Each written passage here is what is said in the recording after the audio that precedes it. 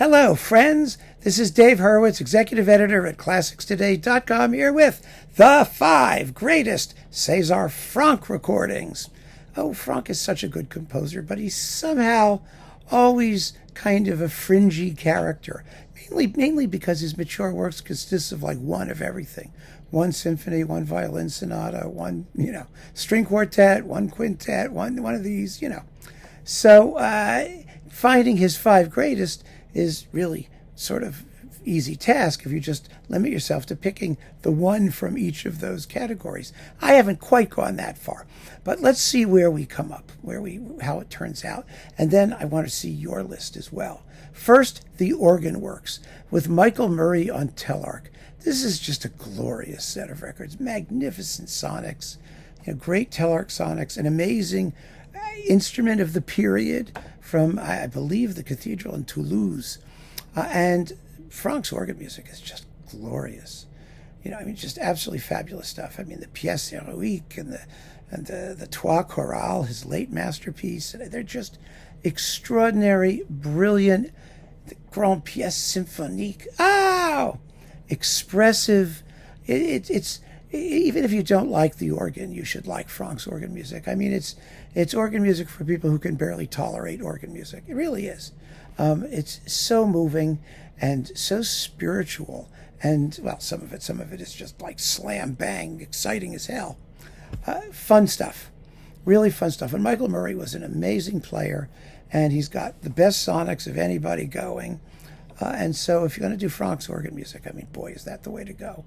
There are many other fine Franck organ music collections, don't get me wrong, but this one I think is really special. Next, piano works.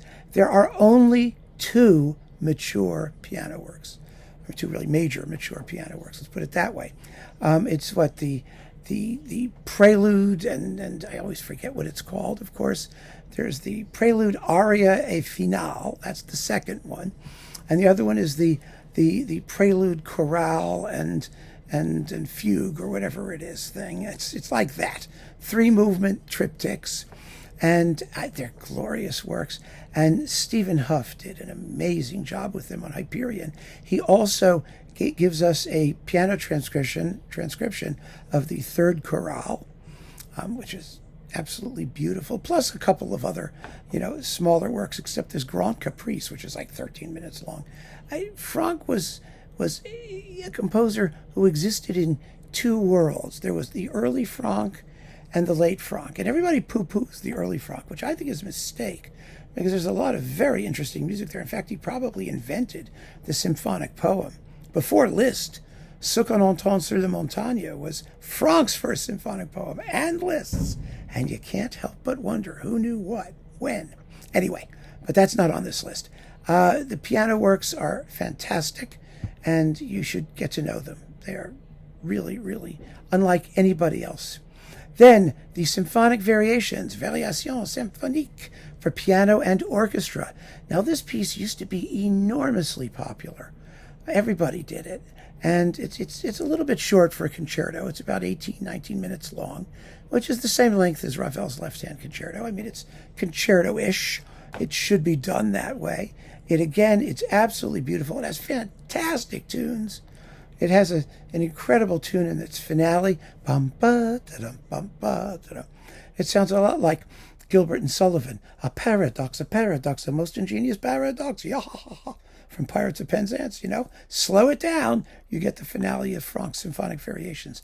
It's a work like no other in the repertoire, and Arthur Rubinstein owned it. He played it so beautifully. His stereo recording on RCA is absolutely gorgeous, and it shows how it should be done, with elegance and shapeliness and impeccable musicianship and a dash of wit and verve. It's just an amazing performance. Next, the violin sonata. Of course, we have to do the violin sonata. And for me, the classic account is Christian Zimerman and Kaja Danczowska on Deutsche Grammophon, coupled with Szymanowski's Myths, which is like, wow, equally like amazingly, fabulously terrific. It's a fantastic coupling, a fantastic disc. And the violin sonata is played with a purity combined with expressive nuance and passion that is unlike anybody else.